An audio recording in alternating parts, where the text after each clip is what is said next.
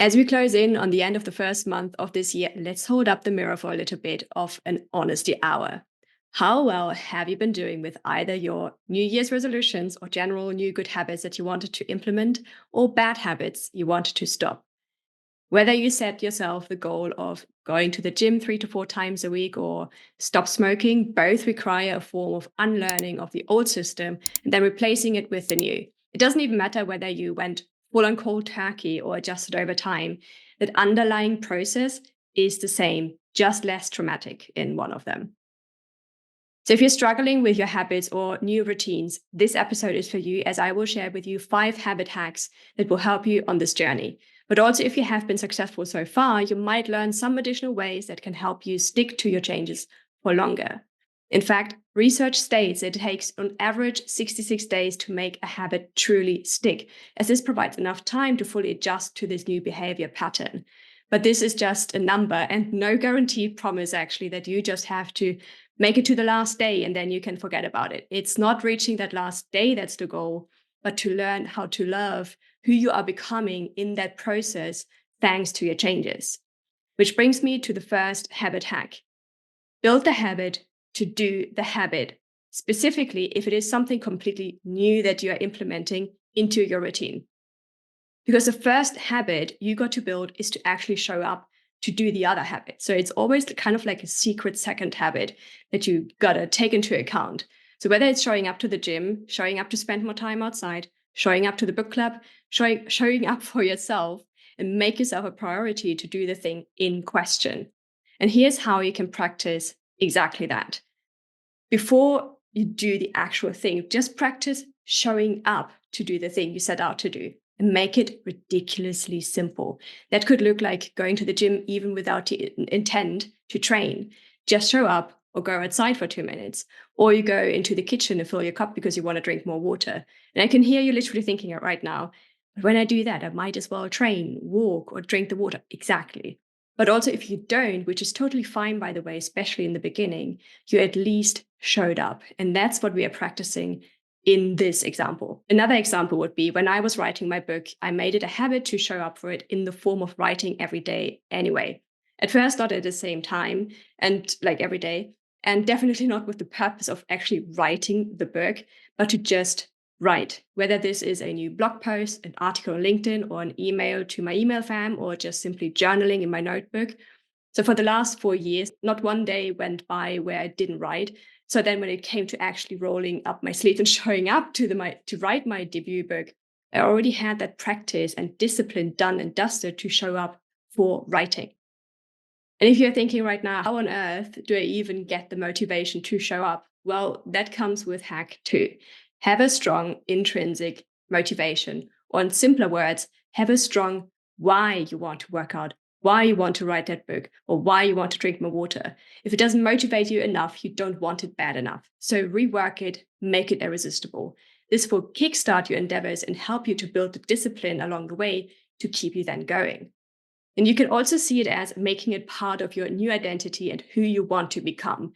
If you align with your why based on where you want to be, the motivation hits differently than if you think about it only from where you are now.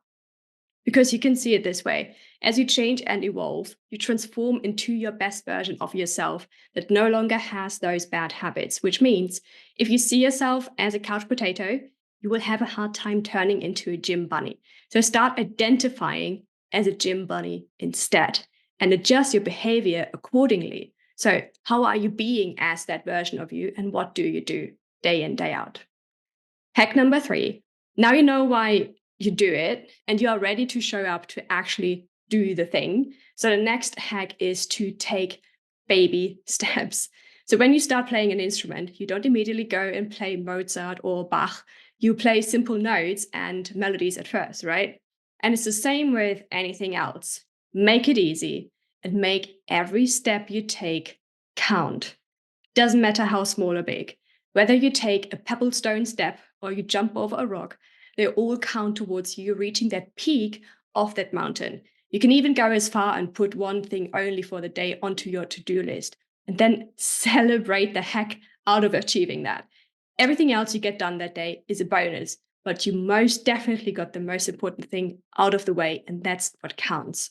It also will take a lot of pressure off your shoulders, and you don't get hung up in the overdoer mentality where you want to do everything all at once at the same time to basically achieve your goals immediately, which again, it's not always an overnight thing, right? So the key here is to break the action down into the smallest steps possible and go from there. Over time, you can then increase the difficulty until you reach mastery in form of autopilot and you can play that Mozart melody. In addition, don't try to change your whole life all at once and instead implement one change at a time, which is hack 4. I'm 100% sure you have been there. You wanted to change up your whole routine, made big plans, stuck with it for 2 to 3 days, got exhausted, missed a day, and then you dropped it because you couldn't be bothered anymore as it was just too hard. Am I right?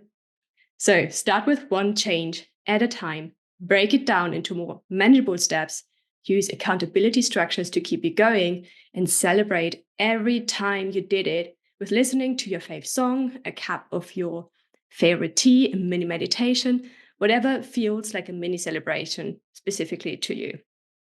And I want to share with you 2 fun ways you can try out to make it easier to stick to one new habit at a time. The first one is habit stacking. You might have heard about that one already. So, what is something you do already every day anyway? For example, brushing your teeth, having a morning coffee. So, to play this mini game, you set yourself the challenge that every time after you brush your teeth or you have your morning coffee, you will drink a glass of water. Then, after you drink your glass of water, you will put on your gym clothes and so on.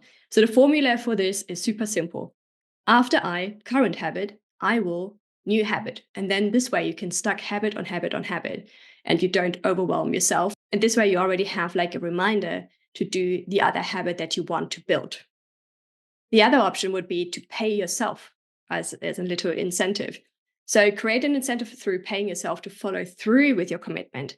Think of something you have wanted for a really, really long time, but never really felt like the purchase would actually be justified. So that could be maybe that really nice armchair that you saw the other day, or it could be like some artwork of your favorite artist you had your eyes on for years, or it could also be just a weekend trip you wanted to take your partner on for so long. Like, I want to take my boyfriend, for example, to Amsterdam. So choose something that excites you and figure out how much money you need to save to get it. Then decide how much you are going to pay yourself every time you complete the action. For example, if you want to purchase an armchair, so we just go with that, which costs £300, your goal is to move your body in any shape or form every day for at least 30 minutes because you want to feel healthy and energized. You decide every time you do it, you pay yourself £2. So overall, you will need to show up and do the thing 150 times. It's as easy as that. What is important to mention, though, is that obviously life sometimes just lives and unexpected things happen or plans change. You might get sick, your sister needs you to help her out, or your partner maybe planned a surprise date for you and you have to skip a day. However, the hack here is never miss twice. Skipping once, fine, happens. Skipping twice, absolute no go, except for obviously like more severe cases like you being ill, for example. But even then, consistency is in coming back once you feel better. You only ever truly fail when you give up fully and don't pick it back up again.